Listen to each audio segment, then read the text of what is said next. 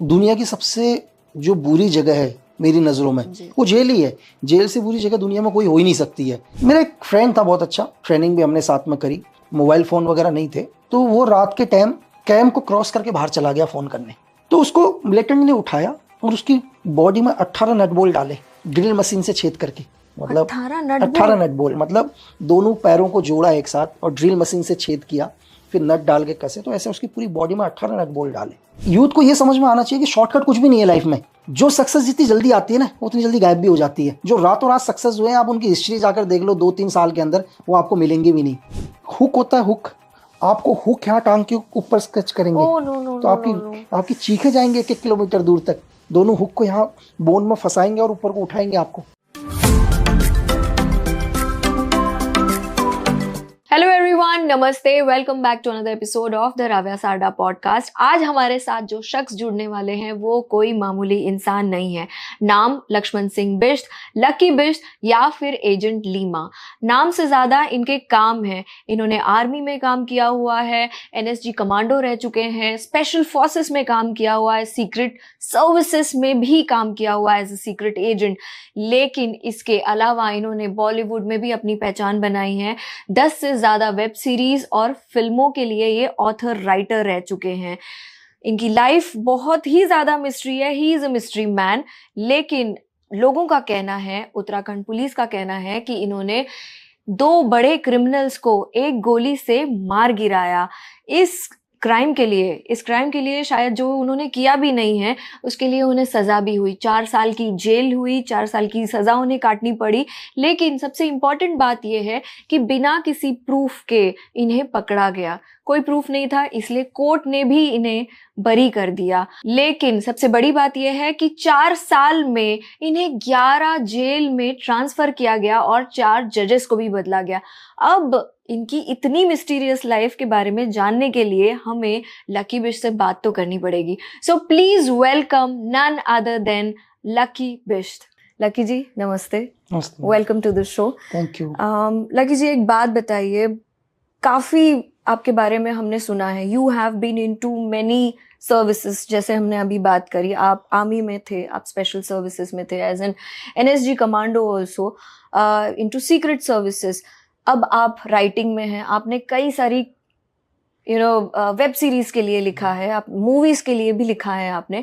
If I may ask, अगर मैं कहूँ कि टाइम मशीन अगर हम देखें और मैं आपको पीछे ले जाऊं, तो ऐसा कौन सा प्रोफेशन है जिससे आप फिर से जुड़ना चाहेंगे, या आपको लगता है कि this is the profession that I would like to do it again? अगर मुझे लगता है कि अगर मुझे फिर से एक बारी कुछ करने का मौका मिले जी, या इन फ्यूचर में मैं चाहूँ, तो मैं दोबारा अपनी गवर्नमेंट के लिए ही काम करूँगा। ठीक है, क्योंकि 2019 से पहले जब भी मैं मतलब अब गवर्नमेंट के लिए काम करता था, मुझे पता ही नहीं था कि मतलब हिंदुस्तान में धर्म भी हैं करके, है ना, कि मतलब हिंदू मुस्लिम ये धर्म भी होते हैं करके।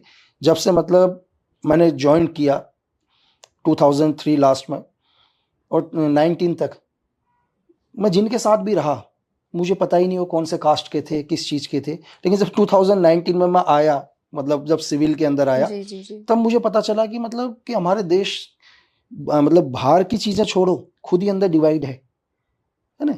तो मतलब यहाँ कि आप कैसे आगे बढ़ोगे, मतलब आप अपनी कंट्री को कैसे आगे लेके जाओगे, पहले आप इन्हीं चीज़ों से बाहर नहीं निकल पा रहे हैं, है ना।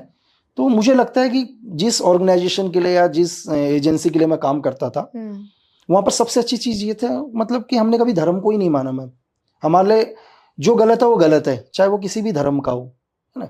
मतलब एक गलत आदमी की कहते हैं कि कोई भी मतलब धर्म नहीं होती, कोई जात नहीं होती है, जो गलत है वो गलत ही है जी।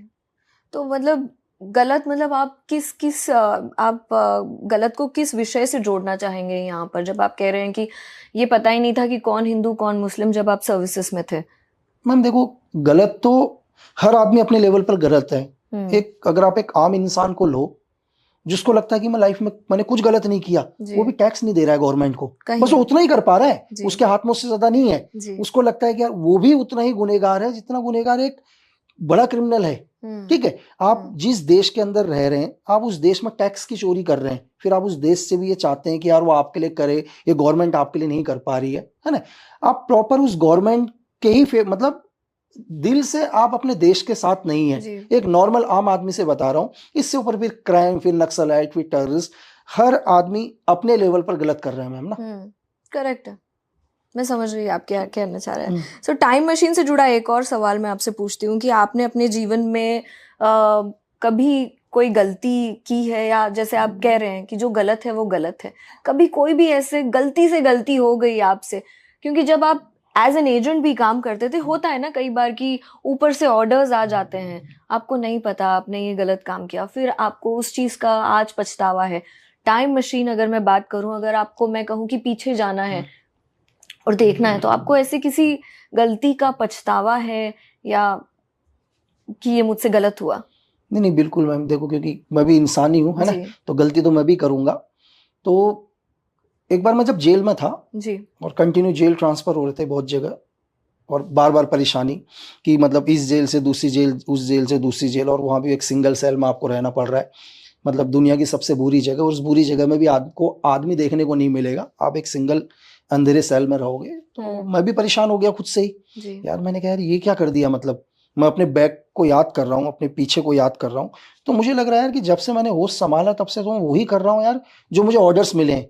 मेरे फादर ने भी आर्मी को सर्व किया, मेरे ग्रैंडफादर ने भी आर्मी को सर्व किया, तो हमारी ऑल ओवर फैमिली में तो कभी ने कुछ बुरा ही नहीं किया, तो मुझे किस चीज की पनिशमेंट मिल रही है? तो मुझे खुद से हुआ, तो मुझे एकदम से याद आया कि यार मुझे मतलब शायद उस टाइम 2-2.5 साल हो गए थे जेल के अंदर ही, तो मुझे याद आता है कि यार एक बार क्या हुआ, मैं किसी जगह पर था, मैं उस देश का तो नाम नहीं बता पाऊंगा, तो मेरे एक इन्फॉर्मर ने मुझे एक इन्फॉर्मेशन दी कि एक बंदा आ रखा है और वो एक फलाने जगह पर आया है कुछ सामान वगैरह लेने के लिए। तो उसी टाइम मैंने जो भी वहाँ पर डिफेंस के लोग थे या जो स्पेशल फोर्स के लोग थे, तो मैंने अपनी इन्फॉर्मेशन उनके साथ शेयर करी और मैंने कहा अर्जेंट अभी निकलना है करके, तो एक ऐसा ऐसा है जिसको हम कई टाइम से ढूंढ रहे थे, बहुत टाइम से, जिसको स्पेशल फोर्सेज या आर्मी ढूंढ रही थी। हम लोग उस जगह पर पहुंचे और जो भी मेरे सोर्स ने मुझे जो बताया था, मैंने उसके कहने से उसको उठा लिया। अच्छा। तो उठाने के बाद हम उसको लेकर आए, तो लेकर आने के बाद टॉर्चर किया उसको, और टॉर्चर करने के बाद कुछ टाइम के बाद ही पता चल गया कि यार ये इनोसेंट है करके, लेकिन उसको इतना टॉर्चर कर चुके थे। तो उसके बाद मैंने अपने सीनियर को बोला कि यार मतलब सर गलती हो गई करके, ये गलती मुझसे हुई है, हमने गलत को उठा लिया करके। अब लेकिन हम जिस देश में थे वहां पर ह्यूमन राइट्स कमीशन बहुत तगड़ा था, इंटरनेशनल ह्यूमन राइट्स कमीशन, है ना, तो मेरे इसको इतना टॉर्चर कर चुके थे, लेकिन अब क्या बोले कि सीनियर्स को मैंने बोला कि गलती मेरी है करके, लेकिन गलती क्या है, आप एक इनोसेंट आदमी को नहीं उठा सकते एक ह्यूमन राइट्स कमीशन के तहत। तो जो भी मेरे सीनियर्स ने ऑर्डर्स दिए, है ना, आपने फॉलो किए, मैंने फॉलो करे, और मुझे आज भी ये लगता है कि यार अगर मैं उस टाइम थोड़ा सा स्ट्रांग खड़ा रहता ना, तो एक आदमी को बचा सकता था। मतलब मैं उस टाइम थोड़ा सा हिम्मत करता और मैं बोलता सर मुझे ये नहीं करना, मैं नया नया था, विद इन 2-3 साल जॉब हुई थी, तो मेरे बहुत बड़े seniors to follow the orders. लेकिन तब मुझे जेल के अंदर लगा कि भाई जो मैं ये 4 साल की जो मैं सजा काट रहा हूँ ना, ये मैं सजा इस चीज के लिए नहीं काट रहा हूँ, ये मैं सजा उस चीज के लिए काट रहा हूँ जो गलती मुझसे हुई है लाइफ के अंदर। तो मैंने फिर क्वेश्चन किया ईश्वर से कि यार भगवान जो मैंने किया आज तक वो मैंने सही किया या मैं सही कर रहा हूँ? तो फिर ऊपर मेरे दिल से एक आवाज आती है, ऊपर वाला बोलता है तुझे कुछ करने की जरूरत नहीं है भाई, तेरी तकदीर मैंने ही लिखी है करके, है ना, तो जो भी कर रहा है वो मैं ही करा रहा हूँ करके। को लगता है मतलब जब आपने बात की कि जेल में एक अंधेरी कोठरी में आप थे, तो ऐसे बहुत सेल्फ एनालाइजेशन काफी किया होगा आपने उस वक्त? हाँ बिल्कुल, है ना, पर कहीं ना कहीं सिस्टम से भी गलती हुई है, आपको उस बात की सजा मिली जो आपने की ही नहीं। देखो एक्चुअली क्या है, सिस्टम में जो भी काम कर रहे हैं हर आदमी बुरा नहीं है और हर आदमी अच्छा भी नहीं है।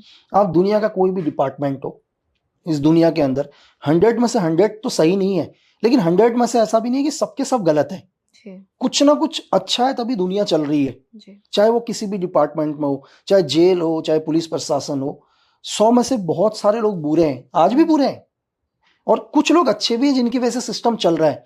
मतलब हमारा सिस्टम बुरा नहीं है, लेकिन जो सिस्टम के अंदर जो लोग काम कर रहे हैं उनमें से बहुत सारे लोग गलत हैं।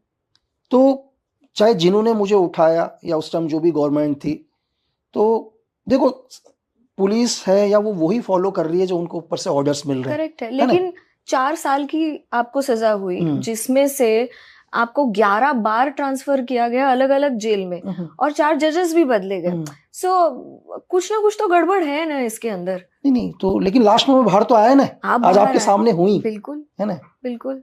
तो मतलब लास्ट में सच तो सच ही होगा, उसको बदल नहीं सकते जी। आप ये देखिए ना कि मतलब ईश्वर भगवान तो स्वयं भगवान राम तो राम ही थे ना, तो उनको भी तो मैम 14 साल तक जंगल में रहना पड़ा, जिनको सब कुछ पता था। फेस तो उन्होंने भी किया ना, हम तो फिर आम इंसान है, ये आज भी कर रहे हैं और फ्यूचर में भी करेंगे। ऐसा नहीं है कि हम बोलेंगे कि अभी खत्म हो जाएगा, हो सकता है आगे भी हो, लेकिन हमारा मतलब मेरा फर्ज है कि भाई मैं खड़ा रहूं करके, यार मैंने जो डिसीजन लिया है मैं उस डिसीजन पर रहूं, मैं ना झुकूं, क्योंकि मुझे पता है कि जो मैं कर रहा हूं वो सही है ना।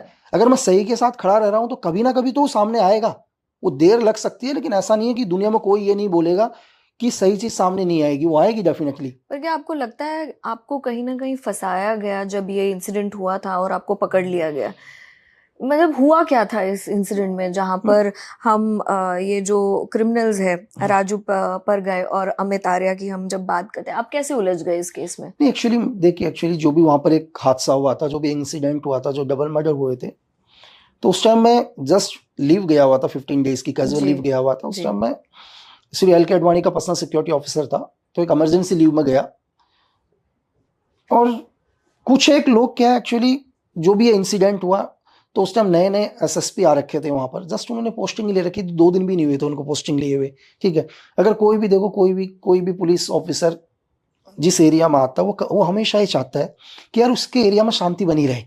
कभी कोई पुलिस ऑफिसर ये नहीं चाहेगा कि उसके एरिया के अंदर कुछ ना कुछ गड़बड़ हो। और जस्ट अभी नई नई पोस्ट आ रखी है एक, और पूरा स्टेट ही हिल गया करके, है ना। तो क्या होता है कि जितनी जल्दी हो सके उतनी जल्दी एक्शन करो। पुलिस फोर्स भी चाहती है कि हम जितनी जल्दी केस को सॉल्व कर लेंगे, ठीक है, रफा दफा कर लेंगे, और उतनी जल्दी क्या हो जाएगा, हमारा नाम होगा, चीजें होगा। तो जैसा हम सोचते हैं वैसा होता नहीं है यार। अगर आप 24 घंटे के अंदर केस को सॉल्व कर सकते हो, तो आपके पास तो इतनी बड़ी इंटेलिजेंस थी ना, आपको क्यों नहीं पता चला कि 2 आदमी मरने वाले हैं करके। आप ये दावा करते हो कि मैं 24 घंटे में मैंने केस खोल लिया, तो उनको मारने की जो भी प्लानिंग रही होगी, वो प्लानिंग महीना भर, 2 महीना, 3 महीना कुछ तो रहा होगा, सडनली तो किसी ने मारा नहीं होगा ना। तो एक तरफ आप कहते हैं कि आपने केस को सॉल्व कर दिया, दूसरी तरफ आप कहते हैं कि आपकी पूरी इंटेलिजेंस फेलियर है करके, जो भी आपकी लोकल इंटेलिजेंस यूनिट है वो फेलियर है। आपको क्यों नहीं पता चला कि कोई इंसिडेंट ऐसा होने वाला है करके? या तो अब आप सही हो या पहले आप गलत थे। जी। लेकिन वो जो ये जो इंसिडेंट हुआ सिर्फ एक हॉलिस्टर के बेसिस पे आपको पकड़ा गया, और इस बेसिस पे कि ये किसी ट्रेंड व्यक्ति ने ही किया है, क्योंकि एक गोली से 2 लोगों को मारा गया था। एक्चुअली क्या हुआ, पुलिस या मतलब जो भी उनको बोले, जो भी उनकी जांच पर उनको ये लगा कि एक तो बहुत बड़े क्रिमिनल, कोई उनको टच भी नहीं करेगा, जिनके ऊपर बड़े पॉलिटिशियंस का हाथ, उनके ऊपर कई केसेस चल रहे हैं, तो जो उनको टच करेगा वो भी उसी टाइप का एक आदमी होगा। पहली चीज तो उनको ये लगा।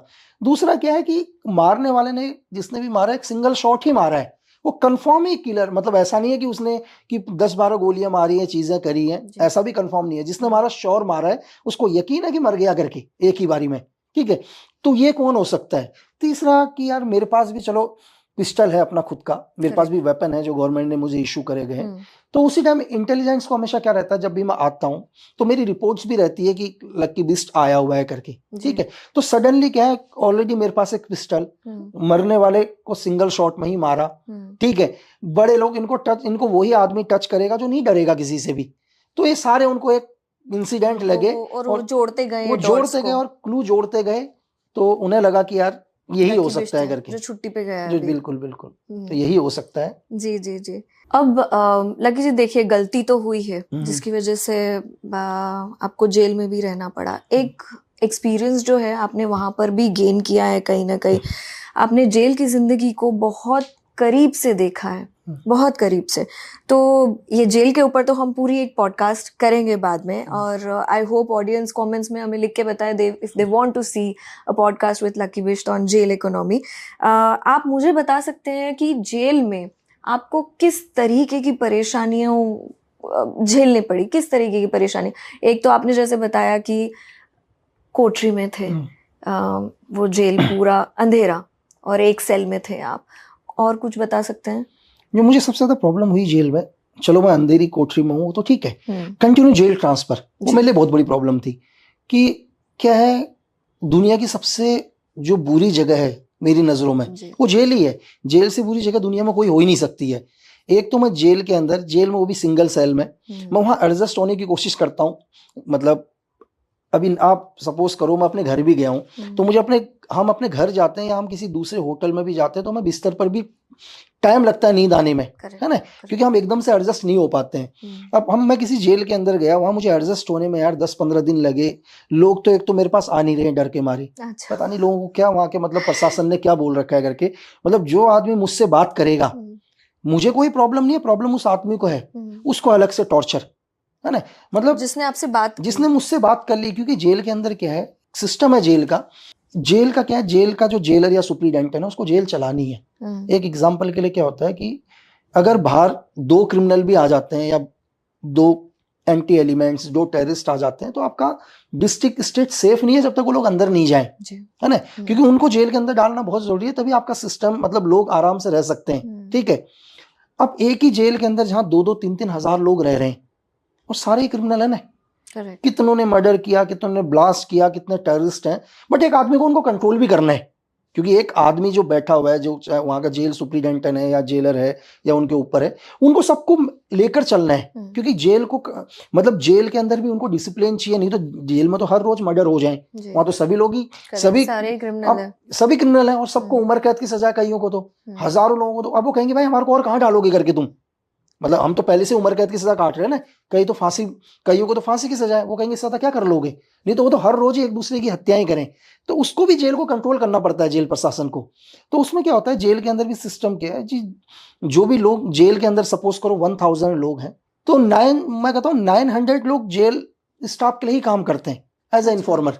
उनका काम है कि मतलब कि अगर मैं अपने सेल में सो रहा हूं, अगर मैं रात को 2 बारी भी उठा हूं तो सुबह इन्फॉर्मेशन सबसे पहले जेलर को जाएगी कि लक्की बीस 2 बारी उठा था, हमने दूर से देखा।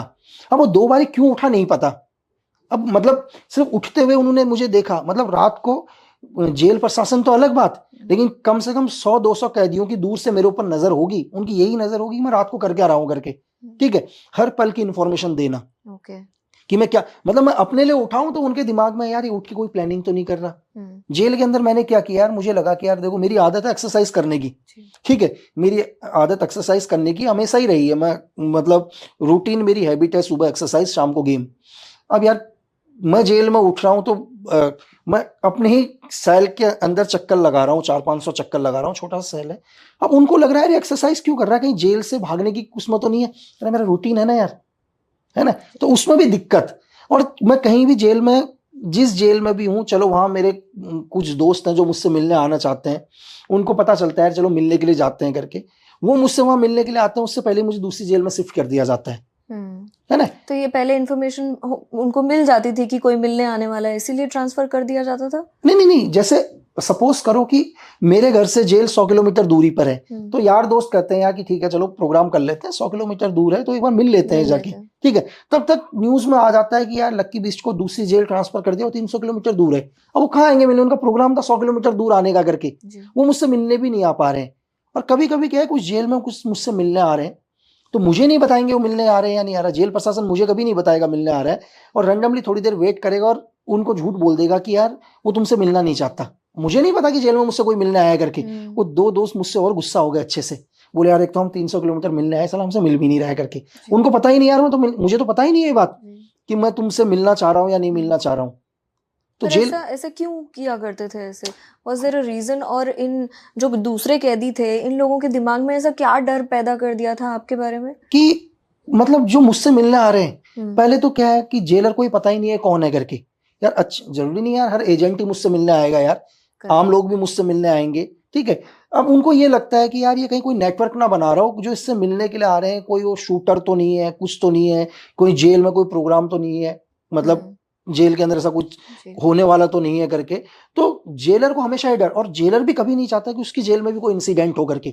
हर जेलर भी ये चाहता है कि यार उसकी जेल में हर आदमी सेफ रहे करके, ठीक है। तो मैं ये नहीं बोल रहा हूं, अगर एक जेलर भी मुझे अपनी जेल से अगर दूसरी जेल भेजता था तो भी दिल में पत्थर रख के भेजता था वो, क्योंकि जहां वो 3000 आदमी को कंट्रोल कर रहा है उसको भी जवाब देना पड़ता है, ठीक है, मिनिस्ट्री को, कि यार मैं इसको कंट्रोल नहीं कर पा रहा, उसको मैं भेज रहा हूं, है ना।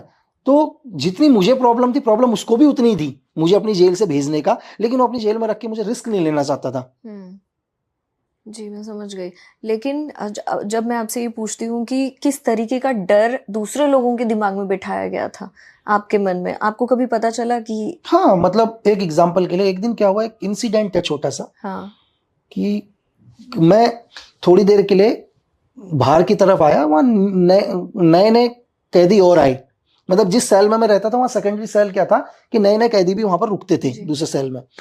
तो मैं टाइम पास करने के लिए क्या कर रहा था, मैंने एक बेडशीट के ऊपर ही लूडो बनाया हुआ था और मैं लूडो ही खेल रहा था। लूडो, अच्छा। अकेला ही खेल रहा था मैं, और खुद ही बेडशीट के ऊपर बना रखा था मैंने, और मेरे साथ कोई खेलता भी नहीं था, कभी नहीं खेलता था कोई मेरे साथ। तो एक नया नया लड़का आया, तो उसने कहा भाई मैं भी खेल लूं। मैंने कहा खेल ले यार भाई तू भी। अब मैं देखा वो भी बेचारा खेलने लग गया मेरे साथ लूडो। इतनी देर में किसी ने मुखबरी कर दी, उसकी मुखबरी कर दी जेलर तक। तो 5 मिनट में ही 2-4 लोग आए और उसको बोला भाई तुम्हें बुला रहे हैं करके। उसने कहा भाई, बोला लक्की भाई रुको, यहीं से स्टार्ट करेंगे, बेईमानी मत करना। मैंने कहा ठीक है यार भाई, मैं वेट कर रहा हूँ। तो थोड़ी देर के बाद देखता हूँ बाहर जाके कुछ चिल्लाने की आवाज आ रही है जोर जोर से।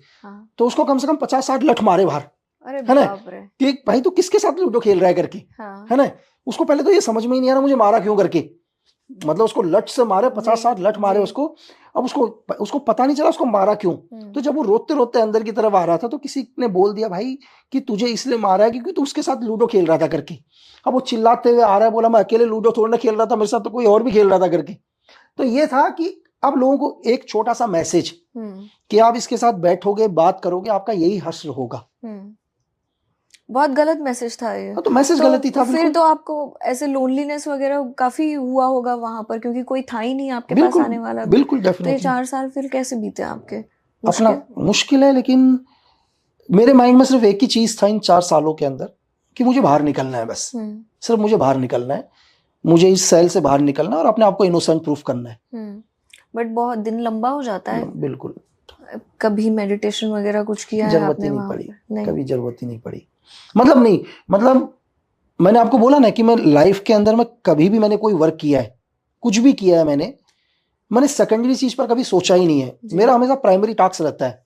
जब मैं एजेंसी के लिए काम करता था तो मुझे सिर्फ मेरा प्राइमरी टास्क दिखा है कि मुझे करना क्या है करके, या आर्मी के लिए भी काम किया, एनएसजी, मुझे सिर्फ प्राइमरी टास्क। तो जेल में भी मेरा प्राइमरी एक ही टास्क था कि मुझे यहाँ से बाहर निकलना है करके। तो इस चीज के लिए मैंने अपनी चार्जशीट को, जो भी मेरे खिलाफ मतलब पुलिस ने जो भी चार्जशीट कोर्ट में पुटअप करी थी, मैंने 1000 टाइम से ज्यादा पढ़ा होगा उसको, और 1000 गलतियां निकाली हैं उसमें। मतलब कि मैंने ही मतलब अपने लॉयर से डिस्कस किया कि सर आप इस पॉइंट पर बहस करो कोर्ट पर करके, आप ही बताते थे। हाँ, कि इस पॉइंट पर आप बहस करो, इस पॉइंट पर हम सेफ निकलेंगे करके।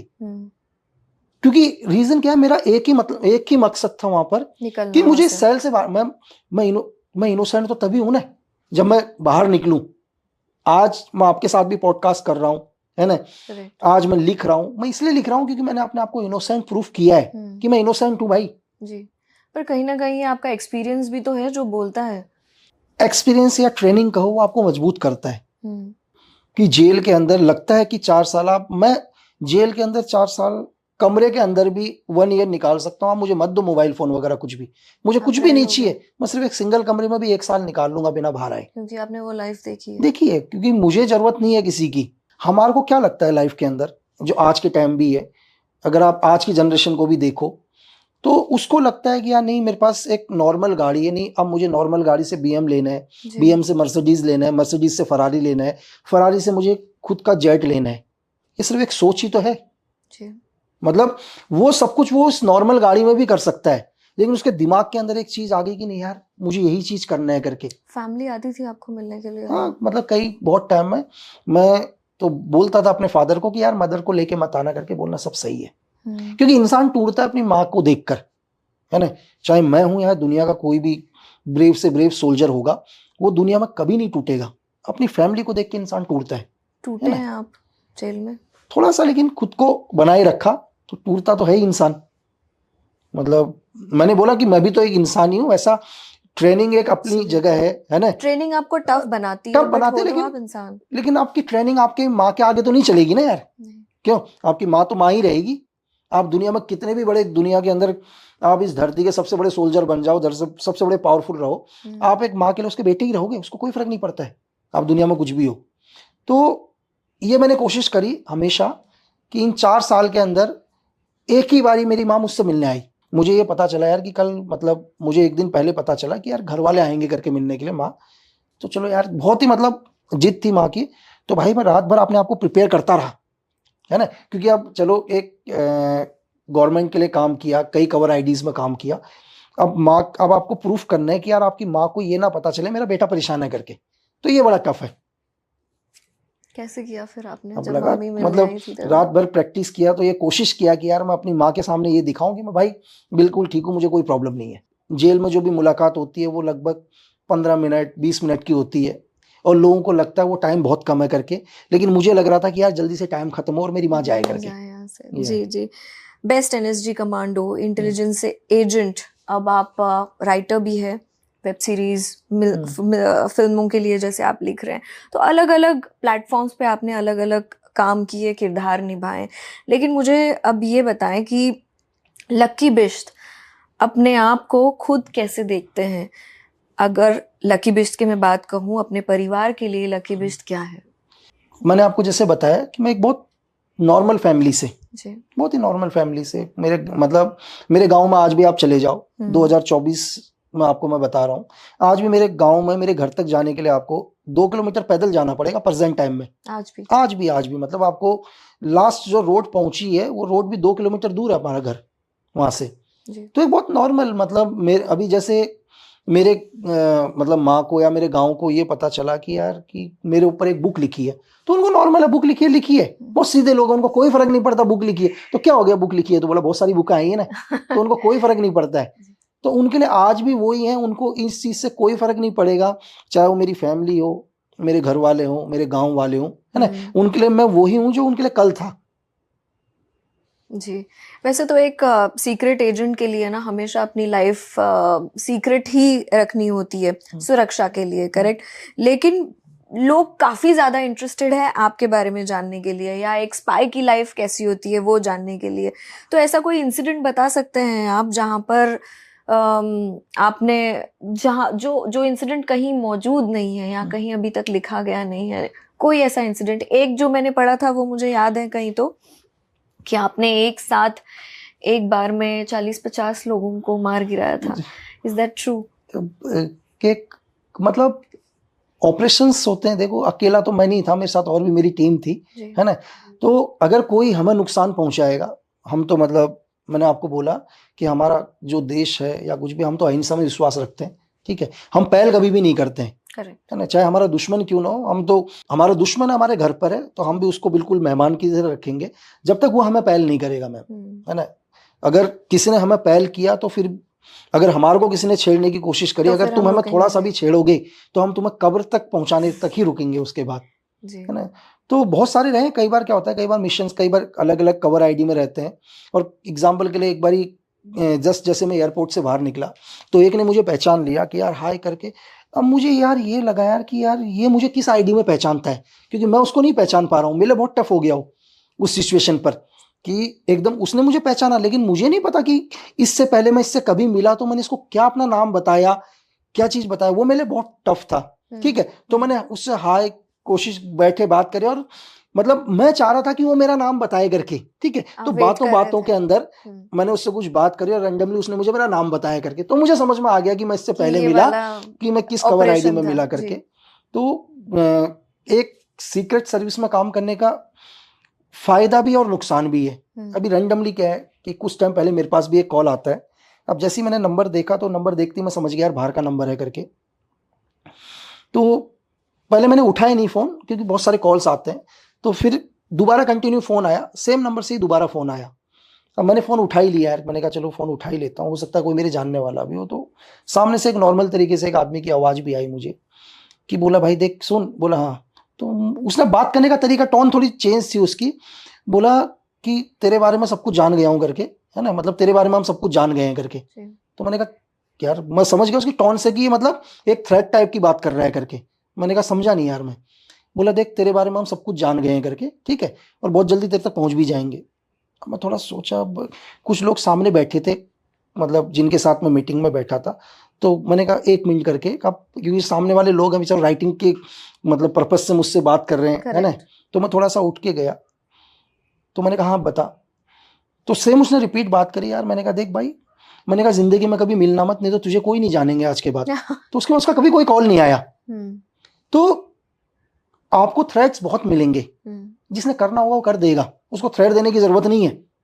अगर मुझे किसी से बदला लेना है या मेरा कोई एनिमी है तो मैं उसको फोन करके नहीं बोलूंगा यार तू मेरा एनिमी है करके, ठीक है। जिस दिन मुझे बताना होगा मैं बता दूंगा। तो दुनिया के अंदर हजारों लोग हैं ऐसे जो थ्रेट देते हैं। देखो मैं आपको क्या बता रहा हूँ कि हर आदमी आपसे प्यार नहीं करेगा दुनिया के अंदर, वो तो सही है ना। आप दुनिया में किसी को खुश भी नहीं रख सकते हो। आप तो अपने परिवार में 5 लोग हैं तो 5 को नहीं खुश रख सकते, तो आप पूरी दुनिया की बात कहाँ से लोगे करके। एकदम सही कहा है ना, सही कहा। पर ऐसा कोई ऑपरेशन मैं जिसके बारे में पूछ रही थी आपसे, एक स्पाई की लाइफ में जो आपने किया एक स्पाई के रूप में, जो कहीं दर्ज नहीं है, अगर आप शेयर करना चाहें। ये तो थ्रेट वाली बात हुई। मेरा एक फ्रेंड था बहुत अच्छा, हम बहुत साथ में रहे, ट्रेनिंग भी हमने साथ में करी, कई CI ऑप्स भी हमने साथ में ही रहा, काउंटर इंसर्जेंसी भी हम साथ में रहे। तो एक दिन क्या हुआ, उस टाइम फोन ऑन नहीं थे हमारे पास, मोबाइल फोन वगैरह नहीं थे। तो वो रात के टाइम कैम को क्रॉस करके बाहर चला गया फोन करने। मतलब मुझे भी नहीं पता चल पाया, मैं सोया तो वो निकल गया, उसको शायद फोन करना था कुछ चीजें। तो उसको मिलिटेंट ने उठाया और उसकी बॉडी में 18 नट बोल्ट डाले, ड्रिल मशीन से छेद करके। मतलब 18 नट बोल्ट, मतलब दोनों पैरों को जोड़ा एक साथ और ड्रिल मशीन से छेद किया, फिर नट डाल के कसे। तो ऐसे उसकी पूरी बॉडी में 18 नट बोल्ट डाले। हम रात को ही अलार्म लग गया अर्ली, क्योंकि रात को नहीं था करके हम लोग सर्च में निकले तो नहीं मिला वो हमारे को, हमने ढूंढा उसको, सर्च में नहीं मिला। तो विद इन लगभग 1.5 दिन के बाद उसकी बॉडी मिली और उसकी बॉडी में 18 नट बोल्ट थे, है ना। तो जब उसका चेक किया गया, डॉक्टर्स ने PM वगैरह चेक किया उसका पोस्टमार्टम, तो पता चला कि यार नहीं, ये जो नट बोल्ट थे ये इसको जब ये जिंदा था तब डाले थे, है ना। मतलब ऐसा नहीं कि आपने उसको मारने के बाद डाले। तो यार चलो तुम्हारा दुश्मन है, तुम उसको मारो ना यार, है ना।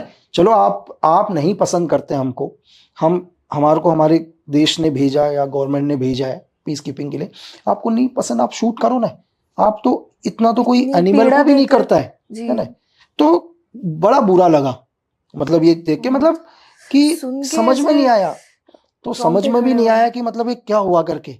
तो गुस्सा था, तो हमने बात करी ऊपर, हमारे मतलब सीनियर्स ने बात करी ऊपर, जो भी हमारे कमांडर्स थे। तो अब ऊपर का वही है, इंटरनेशनल ह्यूमन राइट्स कमीशन फलाना ये कोई। तो उसके बावजूद भी हमने सिग्नल को बोला यार ठीक है आप कोई भी कॉल मत लो इस टाइप की करके।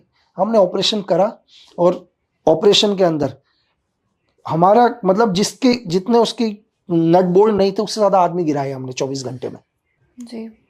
तो आज भी लगता है वो, मतलब एक 23-24 साल का लड़का। हाँ सेम। ऐसी भी क्या नफरत की, मतलब तो आप, वो हमारे को दिखाना चाहते थे, उन्होंने हमको दिखाया कि हम किस हद तक जा सकते हैं करके। तो क्रूरता की हद पार, मतलब नहीं हद पार है। तो बिल्कुल हमने भी मतलब उनको 24 घंटे में रिएक्शन दिया ना उसका जी, हमने भी रिएक्शन दिया, देना ही हमने रिएक्शन दिया कि हमने कहा कि जितने तुमने नट बोल्ट डाले हैं उससे ज्यादा हमने तुम्हारे आदमी ले लिए करके जी।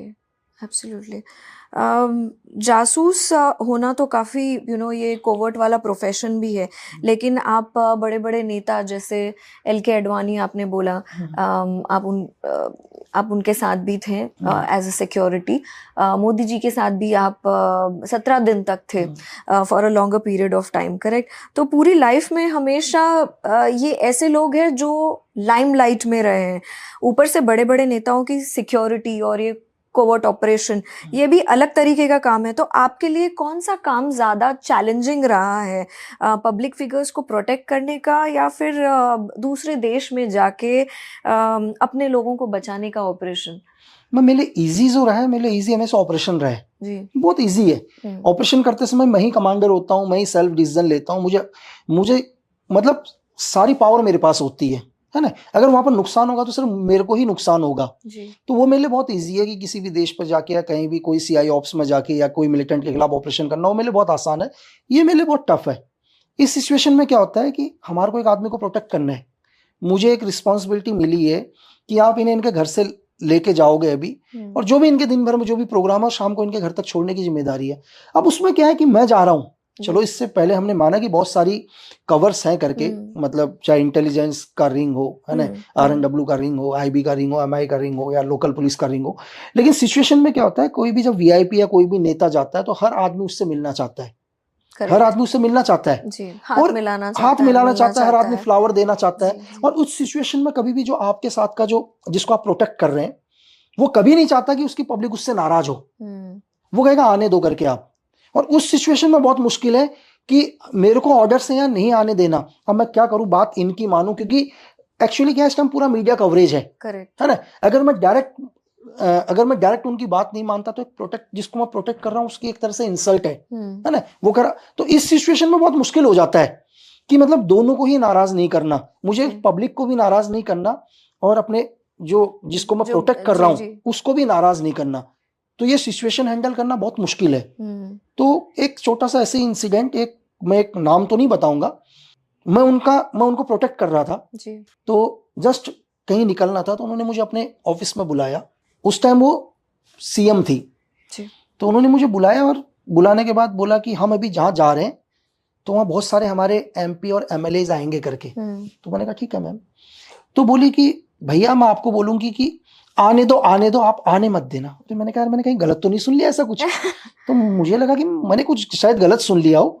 तो मैंने कहा मैम नहीं बोला हमारे लोग और मैं कहूंगी आने दो लेकिन मेरे नजदीक मत आने देना ताकि उनकी इमेज खराब ना हो। अरे मैं पता आप सोचो ताकि मतलब कितना मुश्किल कि जैसे हम प्रोग्राम में पहुंचे और प्रोग्राम में पहुंचते ही जो भी उनके MLAs जो भी उनके कार्यकर्ता जो भी वो सारे के सारे आ रहे हैं, तो हम उनको मैंने बिल्कुल ही रोक दिया उनको आने के लिए, मैंने ऑर्डर्स दे दिए नहीं आने देना करके। तो वो पीछे से बोल रही आने दो हमारे लोग हैं, है ना।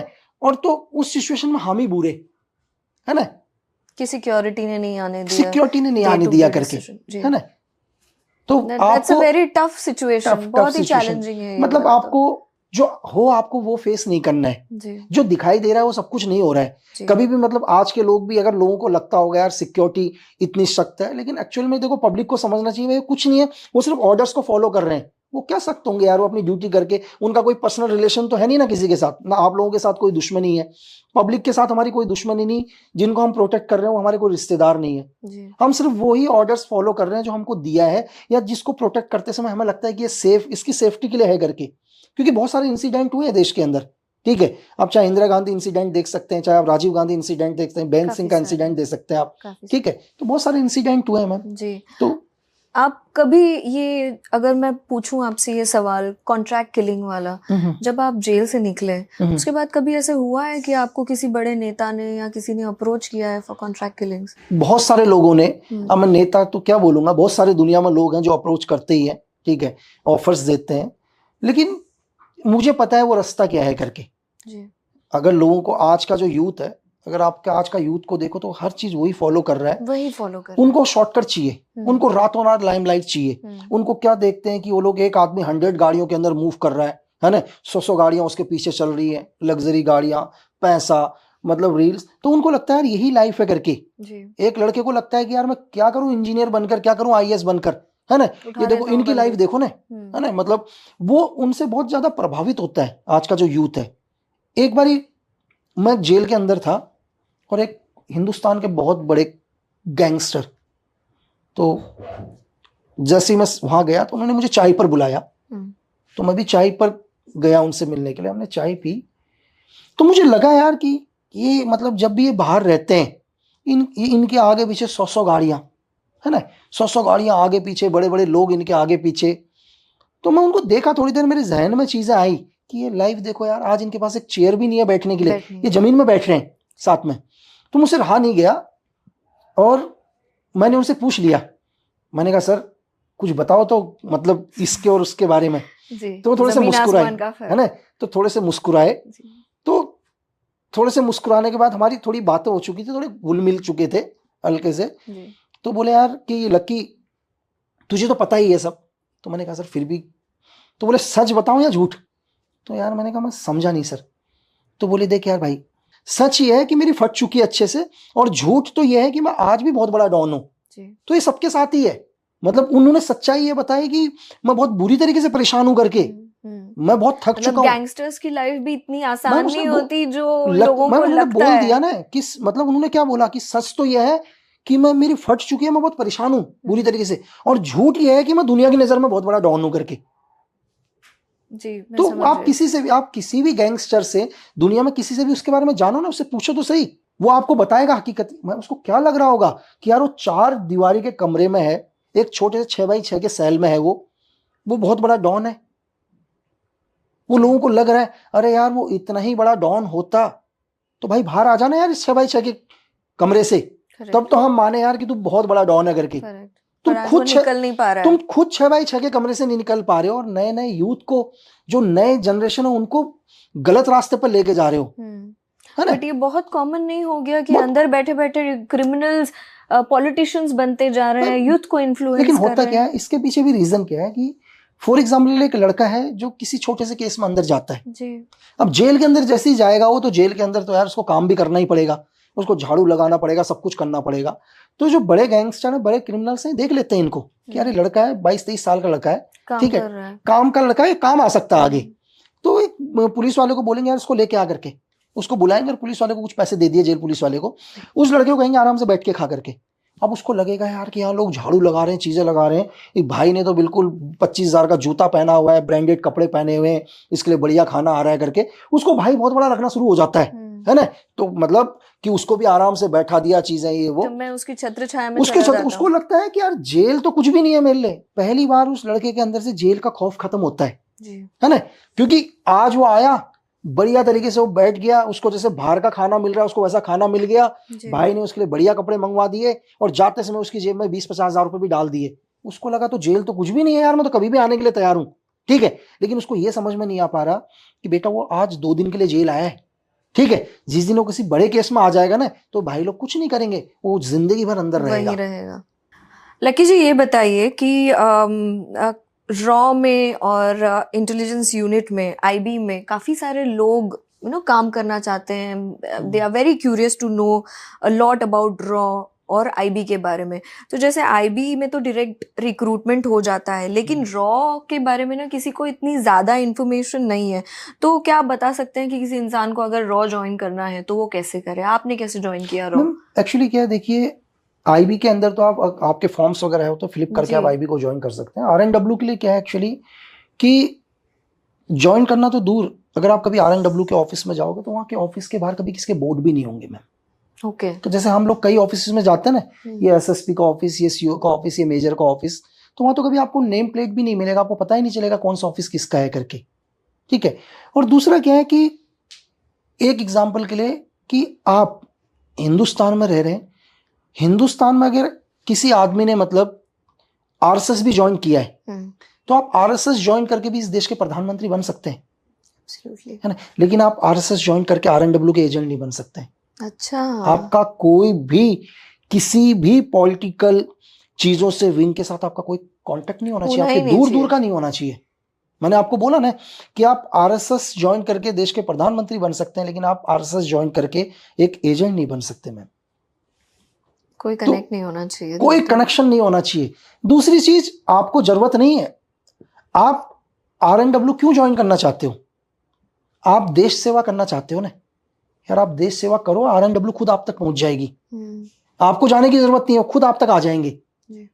अगर सपोज करो आप यूपीएससी क्लियर करके या आप जाते हैं आरएनडब्ल्यू वगैरह डेपुटेशन जाते हैं, या आप आर्मी से एमआई के थ्रू आरएनडब्ल्यू में डेपुटेशन जाते हैं, आप एक तो क्या है कि आप यूपीएससी के थ्रू डेपुटेशन के लिए अप्लाई कर सकते हैं, ऐसे अप्लाई कर सकते हैं, लेना ना लेना वो एजेंसी का काम है, ठीक है। आप किसी भी ऑर्गेनाइजेशन से, दुनिया के किसी भी ऑर्गेनाइजेशन से अप्लाई कर सकते हैं, लेना ना लेना उनका काम है, ठीक है।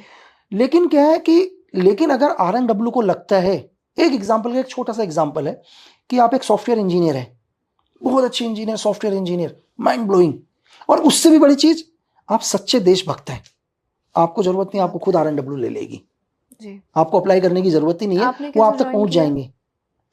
अब मेरा भी एक लंबाई है मैम, मुझे भी नहीं पता था कि मैं एजेंसी ज्वाइन कर रहा हूँ करके, मैं तो कभी एजेंसी के लिए गया भी नहीं था। जब तक आपको बुलाया गया ज्वाइनिंग के लिए वहां पर, हाँ मुझे नहीं पता था, पता ही नहीं था। मुझे नहीं पता था, मैं तो आर्मी ही ज्वाइन कर रहा था, मुझे नहीं पता था। तो मैंने आपको बोला कि जो भी यूथ ज्वाइन करना चाहता है, सिर्फ वो किसी भी ऑर्गेनाइजेशन को ज्वाइन कर सकता है, और ऑर्गेनाइजेशन को ज्वाइन करने के बाद ईमानदारी से काम करो। अगर आप इस देश के सबसे बड़े स्पाई को, अगर आपने रविंद्र कौशिक सर का नाम सुना होगा, वो तो एक थिएटर एक्टर थे ना मैम। अगर आप उनकी हिस्ट्री के ऊपर चले जाओगे, वो एक थिएटर एक्टर थे, है ना। लेकिन उनकी RNW को लगा कि यार सच्चे देशभक्त हैं करके, ये काम आ सकते हैं करके, और आज इंडिया के सबसे बड़े, अगर मैं बोलूं तो मेरे भी फेवरेट हैं। अगर आप दुनिया के अंदर चले जाओ, इस वर्ल्ड के अली कोहेल के ऊपर चले जाओ, मुझे नहीं लगता कि उनसे बड़ा स्पाई इजराइल का मुसाद का कोई होगा करके। वो नहीं थे, वो कंटिन्यू, उन्होंने क्या किया, उन्होंने कंटिन्यू मुसाद के लिए अप्लाई किया 3 टाइम, मुसाद ने डिनाई कर दिया। आप अप्लाई करोगे, आपको डिनाई कर देंगे, आपको नहीं लेंगे। आप क्यों आना चाहते हो, खुद आपको ले लेंगे। लेकिन बाद में अली को 3 बारी मुसाद ने उन्हें नहीं लेने दिया, रिजेक्ट कर दिया 3 बारी। लेकिन कुछ टाइम के बाद लगा कि मुसाद को भी लगा कि यार अली कोहेल को लेना चाहिए करके, देन लिया, और वो दुनिया के सबसे बड़े स्पाई बने। ओनली 6 ईयर तक उन्होंने मुसाद के लिए काम किया। तो बहुत सारे मेरे पास भी बहुत मैसेज आते हैं, बहुत ही मैसेज आते हैं, देश सेवा देश सेवा। वो कहना बहुत ईजी है, देश सेवा मतलब वर्ड्स में बहुत अच्छा लगता है कि यार देश। इससे पहले आपने क्या किया देश सेवा के लिए? आज के टाइम में आप देखो ना, एक आदमी एक मिठाई का डब्बा देता है ना किसी गरीब को, 20 लोग उसकी फोटोज खिंचाते हैं यार। 1 दर्जन केला देगा तो 24 लोग फोटो खिंचा रहे हैं। ये क्या है? आप दिखा रहे हो। मैंने एक इंसान से पूछा था जो सोशल सर्विस में है कि हर बार जब आप ये काम करते हो तो why do you need someone to take your pictures, कि आप किसी को पानी दे रहे हो, अब समर शुरू हो गया, आप पानी दे रहे हैं, पीछे से फोटो खींच रहे हैं, विंटर शुरू हो गया, ब्लैंकेट बांट रहे हैं, बारिश में छाता बांट रहे हैं। मैंने कहा क्यों, जब आप कर रहे हो तो ये क्यों? कहते हैं ना, एक हाथ से दो तो दूसरे हाथ को पता नहीं चलना चाहिए। तो कहते हैं कि क्यों मैम, आप जब बाहर पार्टी करने जाती है तो फोटो डालती है ना, तो वो भी आप दिखा ही रही है ना, तो हम बस ऐसे ही दिखा रहे हैं, हमारा तरीका। बट ये तो मकसद अलग है ना आपका। दोनों का, मैं पार्टी करने जा रहा हूँ, मैं लाइफ एंजॉय करने जा रहा हूँ। Exactly. मैं अपने आप को, मैं किसी को मैं महान प्रूफ कर रहा हूँ। मुझे समझ नहीं आता कि लोगों के दिमाग को हो क्या गया है कि डिफरेंस नहीं समझ पा रहे हैं कि है क्या। भाई मैं अपनी लाइफ एंजॉय कर रहा हूँ, मैं खुश हूँ, लेकिन आप वहां पर क्या दिखा रहे हैं कि आप बहुत बड़े महान हैं, आप दानवीर हैं करके, है ना। आपको मतलब कि दानवीर का फर्क ही। एक बार क्या हुआ, मैंने अपने सीनियर से पूछा, मतलब मैंने अपने सीनियर से पूछा यार कि सर मेरे सीनियर ने मुझसे पूछा, मतलब उल्टा मुझसे पूछा मेरे सीनियर ने कि यार दान क्या है करके, क्वेश्चन पूछ लिया उन्होंने मुझसे, दान क्या है। यार हमने जवाब दिया यार दान क्या है, दान हम किसी को रास्ते में अगर हमसे किसी ने कुछ मांगा तो वो दान है। मतलब मेरे हिसाब से वही दान है। कि मैंने अपने बोला कि सबके यही जवाब थे जिसके भी थे, कि सर रास्ते में एक गरीब सा कोई बच्चा आ गया, कोई औरत आ गई, कोई भी आया, मैंने उसको अब जो भी मेरी कैपेसिटी थी मैंने निकाल के उसको दिया। तो बोले भाई दान नहीं है, भीख है करके। करेक्ट। बोला दान और भीख में फर्क समझो। तो बोला दान क्या है पता है, मेरी जेब में सिर्फ 100 रुपए हैं और उस 100 रुपए से मुझे दवाई लेने जाना है, जो दवाई मेरे बहुत इंपॉर्टेंट लगती है, ठीक है, उस दवाई से मैं बच सकता हूँ, मेरे पास 100 ही रुपए हैं। लेकिन अगर आप उस 100 रुपए को दे देते हो तो वो दान है। आप अपनी कमाई का यार 1-2% निकाल के दे रहे हो तो भीख है यार, आप चैरिटी कर रहे हो, दान नहीं है। दान तो मैम अगर आप हिस्ट्री देखो, अगर मैं बहुत बड़ा फैन हूं कर्ण का, है ना, महाभारत में अगर कोई कैरेक्टर मुझे अच्छा लगा है तो मैं बहुत बड़ा कर्ण का फैन हूं। वो दान मैम, जिसने अपना सब कुछ दे दिया, कुंडल वगैरह दे दिया, उसने सब कुछ ही दे दिया, है ना। लोग मतलब बोलते हैं आज भी, मतलब कि नहीं यार कर्ण तो दुर्योधन के साथ खड़ा था, अगर वो अच्छा था तो, लेकिन एक्चुअली पहले हिस्ट्री पर जाओ तो सही, पहले पढ़ो तो सही कि था क्या, कि क्यों वो कर्ण के, क्यों मतलब दुर्योधन के साथ खड़ा था। एक बार क्या होता है, जब युधिष्ठिर को मतलब धृतराष्ट्र को मजबूरी में उसे युवराज बनाना पड़ता है, तो दुर्योधन नाराज हो गया था उससे, बहुत चीज से, वो बहुत, तो उसने कर्ण को बुलाया और कर्ण से बोला कि यार दोस्त तुम मेरे लिए क्या कर सकते हो करके। तो कर्ण बोलता है यार कि, कर्ण थोड़ा सोचा, कर्ण बोलता है कि भाई तू मुझे बोल तो मैं तुझे अंगराज तुझे दे देता हूं करके। तो दुर्योधन बोला अरे अंगराज तो मैंने तुझे गिफ्ट किया ना, तू मुझे क्या देगा करके, ये तो मेरा दिया हुआ तुझे। तो फिर कर्ण बोला कि यार मित्र तू मुझे एक बार ही बोल, मैं अपनी गर्दन काट के तुझे दे दूंगा, एक इशारा कर। तो दुर्योधन बोलता बाहर आके देख, तो बहुत अरबों की सेना, जो अश्विनी सेना थी, बाहर खड़ी थी। दुर्योधन बोलता है मैं एक इशारा करूंगा सब लोग अपनी गर्दन काट देंगे।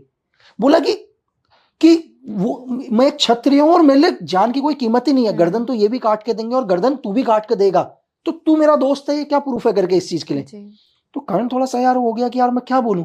तो कर्ण बोला यार अब तू ही बता मैं तेरे लिए क्या कर सकता हूं करके।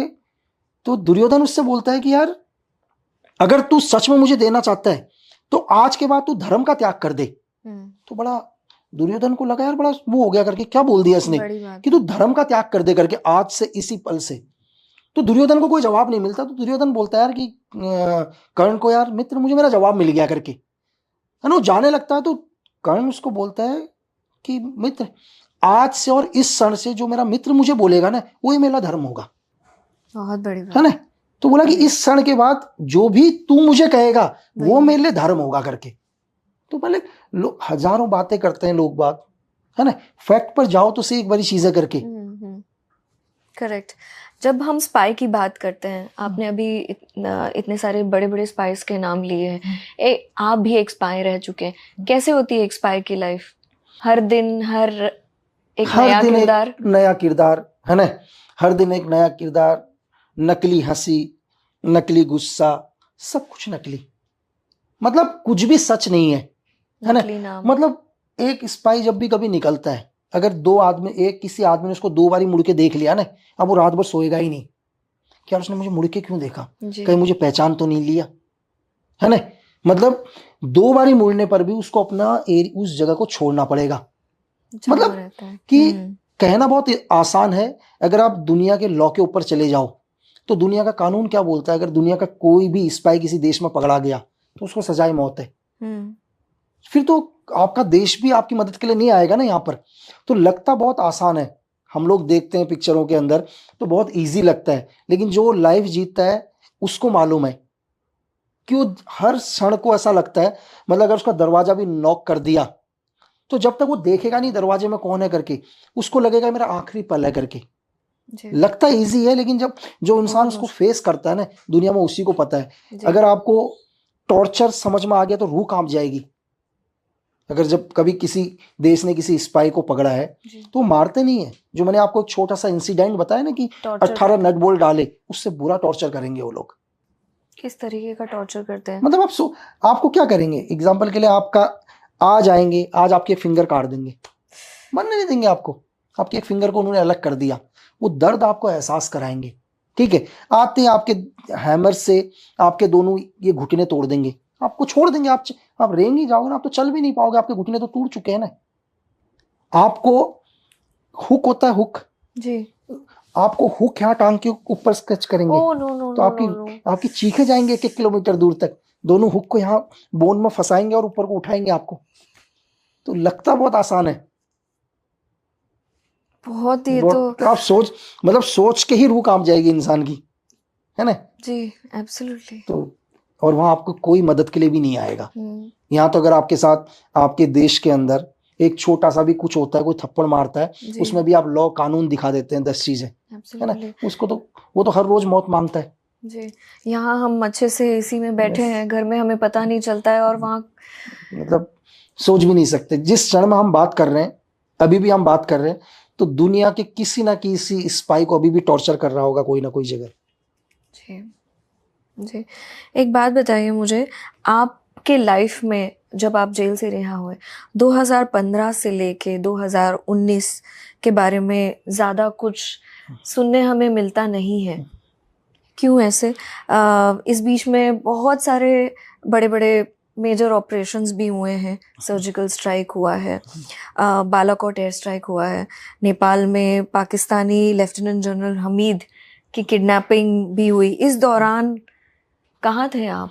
मैं 2015 से निकलने के बाद मुझे लगा कि गवर्नमेंट के लिए काम करना चाहिए, तो 2019 से 23 फरवरी तक मैंने काम किया जी, और उसके बाद रिजाइन दिया। तो बहुत सारे वर्क करे मैम। आप इन प्रोजेक्ट्स में इन्वॉल्व थे? नहीं, डायरेक्ट या इनडायरेक्ट तरीके से तो मैं कह नहीं पाऊंगा है ना जी। तो मतलब जो भी लगा गवर्नमेंट, मतलब मुझे लगा कि यार मेरे देश के लिए करना चाहिए करके, या मेरे सीनियर्स ने जो भी मुझे ऑर्डर्स दिए वो मैंने फॉलो करे, और उसका रिजल्ट अच्छा ही निकला। Absolutely absolutely. जब आप एक बात बताइए, ये जो एजेंट वाली लाइफ होती है, इंटेलिजेंट यूनिट में जब आप काम करते हैं, तो लोग भी जानना चाहेंगे कि किस तरीके से आप लोगों को ट्रेन किया जाता है। एक आपने मुझे अभी एक स्पाई की लाइफ के बारे में बताया, तो जब आप लोगों की ट्रेनिंग होती है तो आपको किस तरह इतना स्ट्रांग बनाया जाता है? देखो अलग अलग ट्रेनिंग है मैम। आपको अगर फिजिकल की ट्रेनिंग लेनी है तो फिजिकल अपनी जगह है ना।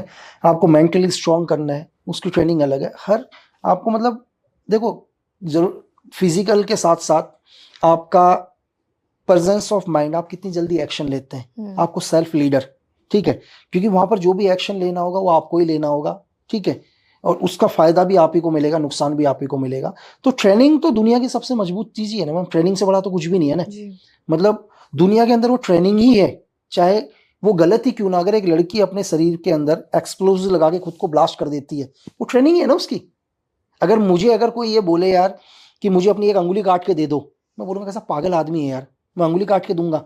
लेकिन कोई इंसान मेरी बॉडी के ऊपर अगर एक्सप्लोजिव लगा के मुझे कहता है ब्लास्ट करो, मैं कर रहा हूं, तो कहीं ना कहीं ट्रेनिंग ही है। करेक्ट। ये आप इसको चाहे टेररिज्म के ऊपर लेकर जाओ, कुछ भी लेकर जाओ, लेकिन जो उसको ट्रेन कर रहा है वो ट्रेनिंग ही है यार। चाहे उसका ब्रेन वॉश कर रहा हो, वो ब्रेन वॉश भी एक तरह का ट्रेनिंग ही है। आप ब्रेन वॉश हो रहे हो, वो आपको कर रहा है, वो उसकी ट्रेनिंग का हिस्सा है। तो दुनिया के अंदर ट्रेनिंग से बड़ा कुछ भी नहीं है। अगर आप मुझे आज बोलो कि यार कि मुझे 40 किलोमीटर दौड़ना है ना, मुझे 40 किलोमीटर दौड़ना है लक्की, 15 दिन के बाद तुझे 40 किलोमीटर दौड़ना और वेट रहेगा 20 kg, मैं कहूँगा हाँ दौड़ लूंगा। मैं इसलिए कहूंगा क्योंकि मैं दौड़ा हूं और मुझे विश्वास है कि मैं कर लूंगा। जो ट्रेनिंग का मकसद होता है, ट्रेनिंग का मकसद क्या होता है, आपको आपकी ताकत बताना। बाकी ट्रेनिंग का यही है कि मुझे मेरी ताकत का एहसास दिलाना ही ट्रेनिंग बोलते हैं, कि मैं क्या कर सकता हूं दुनिया के अंदर, उसको ही ट्रेनिंग है। करेक्ट।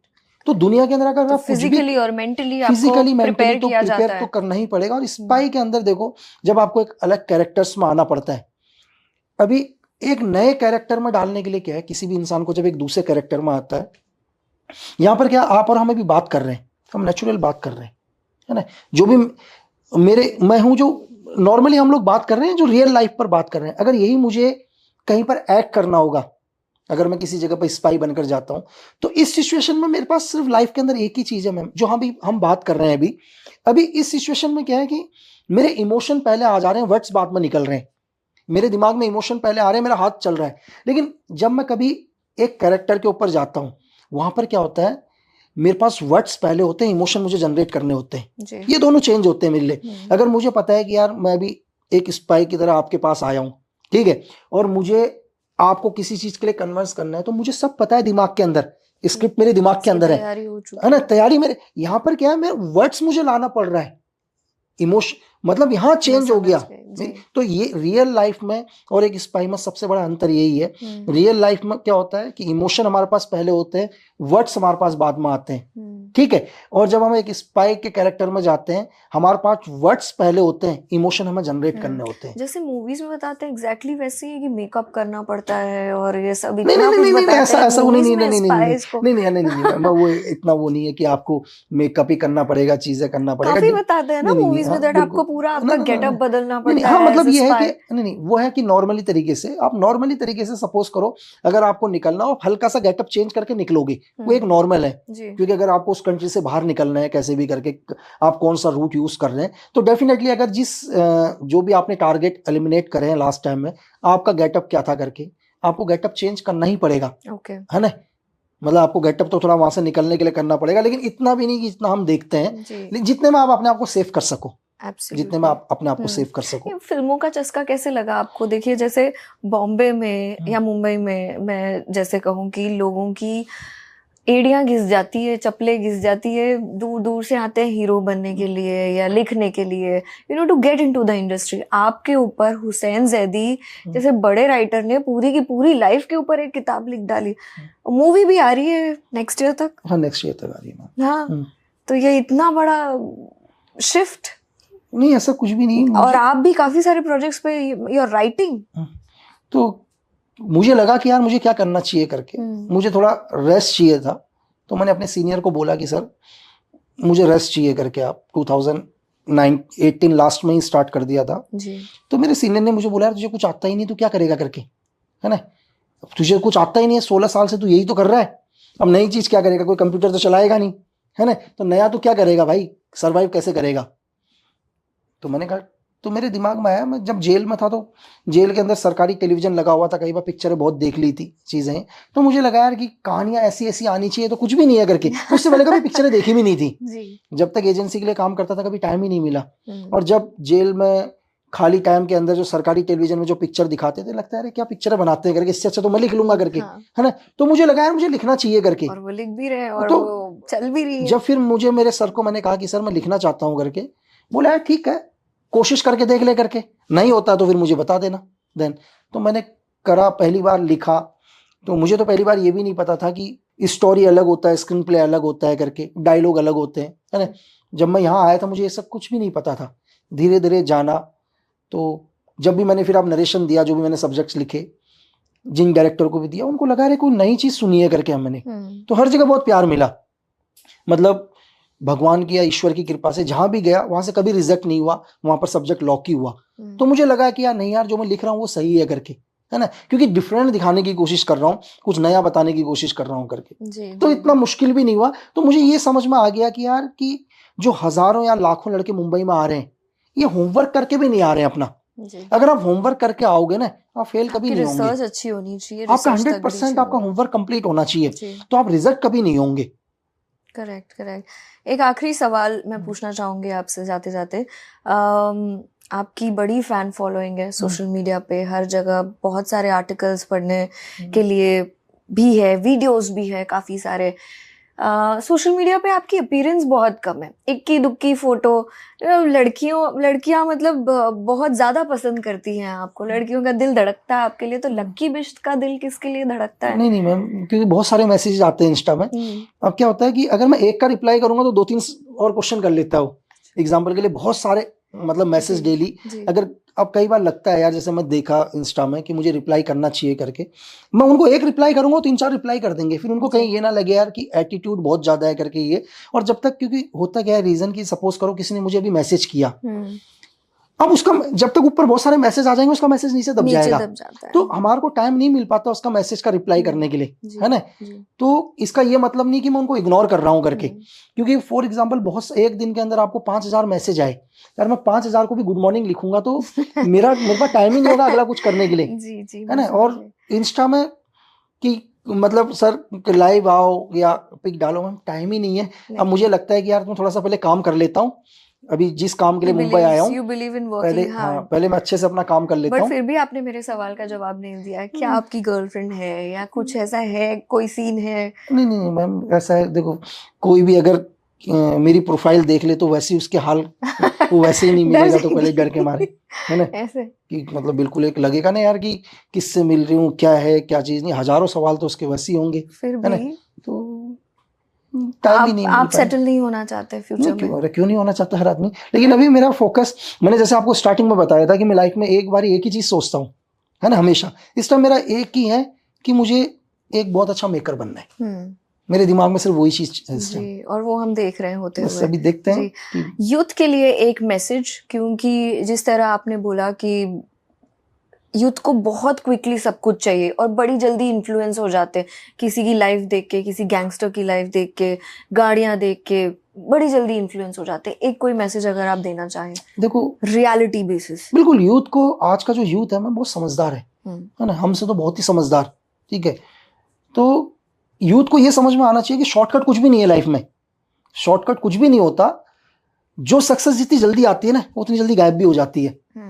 आप जितने भी सक्सेस लोग हुए हैं, जो रातों रात सक्सेस हुए हैं, आप उनकी हिस्ट्री जाकर देख लो 2-3 साल के अंदर, वो आपको मिलेंगे भी नहीं, क्योंकि सक्सेस के लिए बहुत मेहनत करनी पड़ती है। अगर आपने मेहनत से सक्सेस पाई है तो वो दुनिया में कभी खत्म नहीं होगी, आपके इस दुनिया से जाने के बाद भी आपकी सक्सेस को दुनिया देखेगी। एब्सोल्युटली। एक मैं क्यूरियस पूछने के लिए, ये आप गले में हमेशा रखते हैं? हाँ, ये एक्चुअली क्या है, ये मेरी माँ ने दिया है मुझे जी। इसका मतलब मुझे नहीं पता, लेकिन ये जब मैं छोटा था तब मेरी माँ ने पहना है। तो हमेशा, जबकि यहाँ तक कि एजेंसी का भी एक रूल था कि भाई ये कुछ चीज़ें नहीं होनी चाहिए, है ना। तो कभी भी जैसे कोई भी सीनियर के इंटरव्यू है तो उस पल के लिए मैं इसको खोल देता था, क्योंकि मुझे भी प्रोटोकॉल फॉलो करने पड़ेंगे, लेकिन हमेशा मैं अपने पास ही रखता हूँ। हमेशा आप अपने पास रखते हैं। भगवान पर भरोसा रखते हैं? अरे मैं गॉड पर बहुत भरोसा रखता हूँ, बिल्कुल बिल्कुल। ना, बिल्कुल।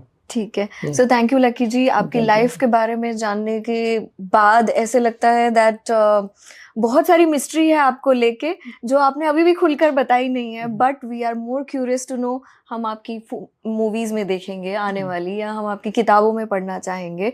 ऑडियंस को अगर कोई सवाल है तो वो बिल्कुल कमेंट में लिखे और हम उसका जवाब देंगे। लकी बिस्ट के साथ हम एक और पॉडकास्ट करेंगे। Until next time, stay tune with us, follow कीजिए। लकी जी की किताबें हैं, उसे ज़रूर पढ़िए। इनके काफ़ी सारे वेब सीरीज आई हैं फ्लोर पे, वो भी देखिएगा। Until next time, stay tune. Thank you.